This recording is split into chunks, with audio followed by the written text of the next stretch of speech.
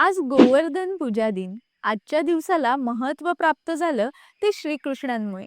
पूर्वीच्या काळी देवतांना प्रसन्न करण्यासाठी यज्ञ केला जायचा. देव यज्ञकर्त्यांवर प्रसन्न होऊन त्यांना समृद्ध करायचे. श्रीकृष्णांच्या काळात यज्ञाने प्रसन्न होणाऱ्या इंद्रासारख्या देवांना अहंकार आला होता की आम्हीच श्रेष्ठ देव.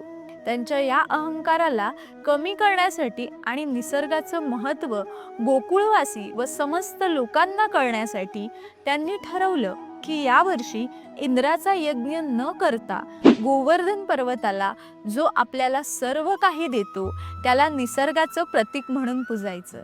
श्रीकृष्ण व गोकुळवासी गोवर्धन पूजा करतात, त्यामुळे इंद्र कोपतो आणि भयंकर पाऊस पडतो. श्रीकृष्ण गोकुळवासियांचं रक्षण करण्यासाठी तोच गोवर्धन पर्वत आपल्या एका करंगळीवर उचलतात.